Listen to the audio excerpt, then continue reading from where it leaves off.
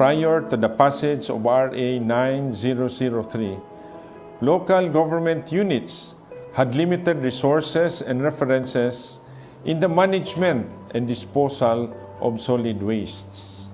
Open dump sites were everywhere, and the practice of waste reduction, reuse, recycling, and composting were not institutionalized. Signed into law on January 26, 2001, Republic Act 9003, otherwise known as the Ecological Solid Waste Management Act of 2000, is now on its 21st year. RA 9003 mandates a systematic, comprehensive, and ecological solid waste management in the country.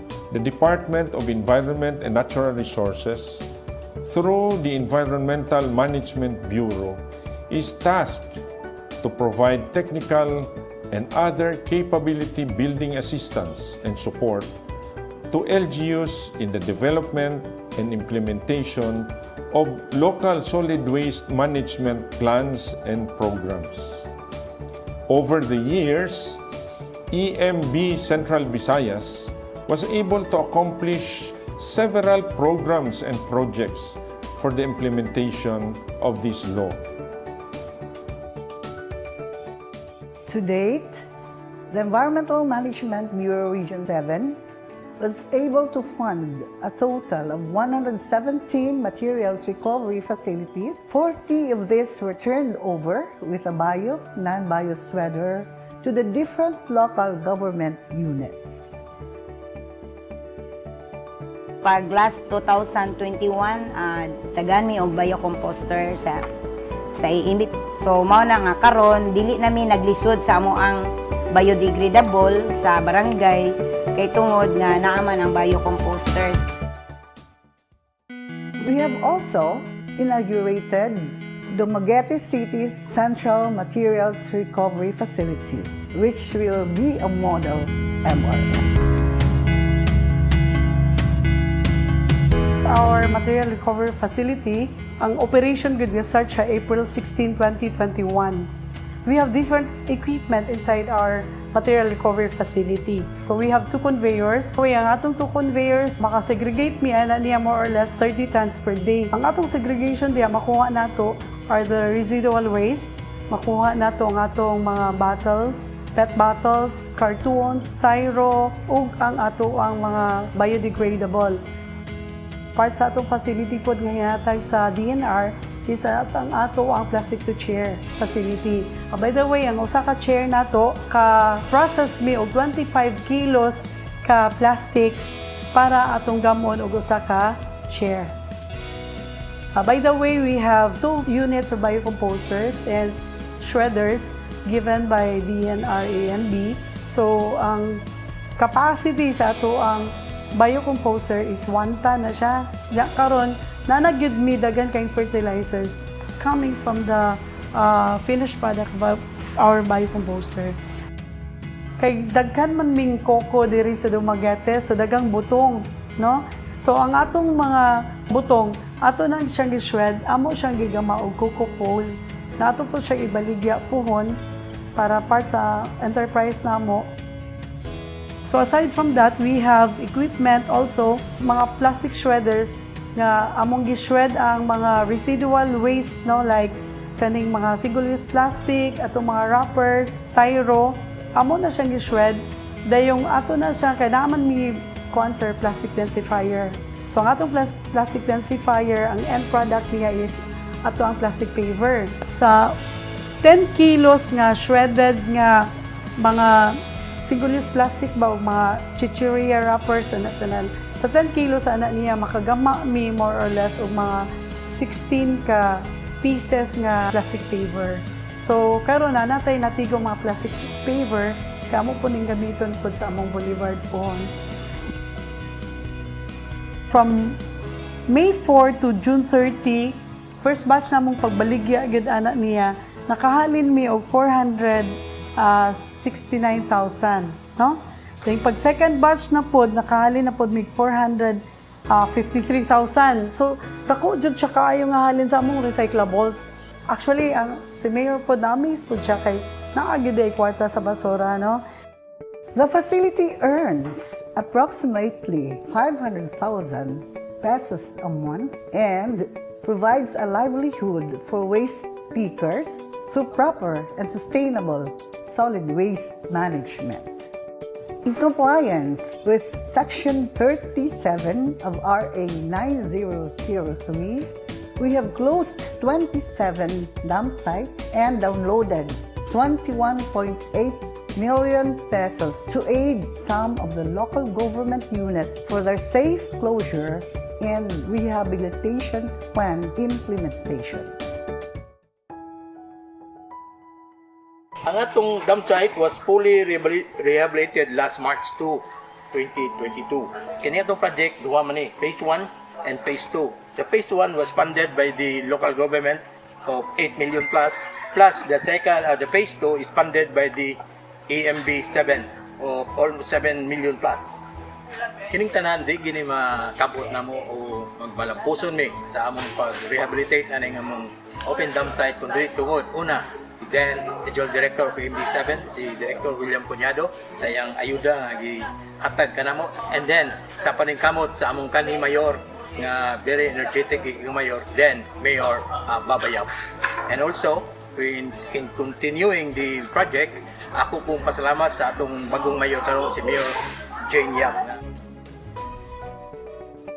Site assessments were conducted to gauge the feasibility and suitability of proposed LGU sanitary landfills in the region. Among the sites evaluated, 8 have passed evaluation, and presently, we have already assisted 4 of these LGUs in preparing the appropriate designs for the different sanitary landfill categories. We are proud to report that we have already assessed and recommended for approval 89 10-year solid waste management plans within the region.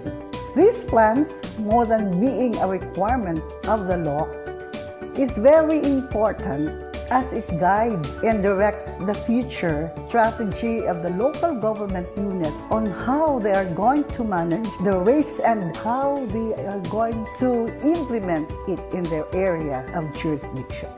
So I take it with all my heart to craft the 10-year plan of the municipality of Siquijor. We got the approval from the National Solid Waste Management Commission.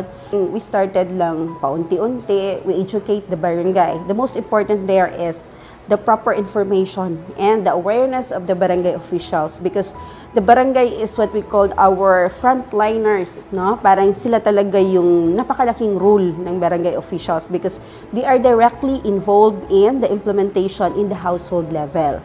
Nakikita mo naman na unti-unting mayroong mga pagbabago. Though the challenges was very hard kasi may mga araw din you want to give up. But may mga araw din naman, why should I give up? But why should I give up that I am doing not because of my salary? I am doing this because of my children. So of course, di ba, parang this is for the next generation. In line with our mandate to provide technical assistance and other capability building assistance to local government unit, we were able to turn over a total of 121 shredder composter machines for the past 2 years, 74 of which were from the regional office and 47 from the central office. Since the launching of the Solid Waste Enforcement and Education Program, the SWEEP, in 2018, we were able to hire and deploy a total of 34 environmental monitoring officers, which were fielded in the different provinces of the region. The SWEEP NMOs monitor and assist the local government units in their strict compliance and enforcement of RA 9003. For the past year, 2021, we were able to mobilize and facilitate cleanup drives and clear a total of 11,772 square meters of unclean sites. So consistent with our zero waste advocacy, we would like to commend the local governments who took the initiative through ordinances to address the concern in single-use plastics. Ang atong no single-use plastic ordinance sa province, dugay kay ni siya gyud na come up to reality. I was then in the province, so at the start, all of the board members were very hesitant because of the problem that the people might oppose or might be angry and the establishments will not support us. But then, in the long run, I convinced them and I was able to convince all of them. It was just a matter of explaining to them the problem, the plastic crisis that the whole world is facing. So, hindi siya maganda talaga tingnan for City Hall. And then pupunta siya sa mga ilog, sa mga dagat. So, masisira talaga ang ating ocean. Kailangan nga naman talaga nating pangalagaan ang kalikasan. We have to protect our Mother Earth. Kung hindi natin gagawin ito ngayon, kailan pa? Sirang-sira na si Mother Earth, di ba? Umiiyak na si Mother Earth. Hindi lang natin nakikita kasi matitigas ang mga puso natin. So, tulong-tulong tayo, Disiplina talaga sa sarili ang kailangan. We need also sometimes to have a little discipline from the household. You have to prepare the minds of the people, In our part, we go on to barangay, the campaign of the solid waste and let them understand. Well, we know that it needs a political will to accomplish or to be successful in this program, because if you are a politician, it will affect your political life. It also depends upon the management. Now we have a good and strong solid waste management program because we try our best that Secure could be one of those who can implement the program if they have the will to really have it. If Secure can do, why can't they not?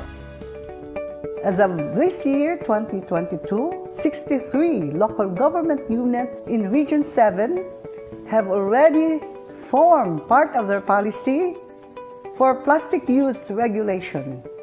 Many of these focus on the outright plastic ban, particularly on plastic bags and styrofoam.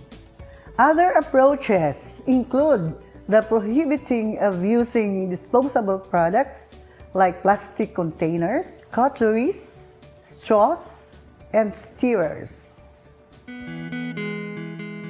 Our profound appreciation goes to all our partners, both from the public and private sectors, who continually take on the challenge of responsible solid waste management.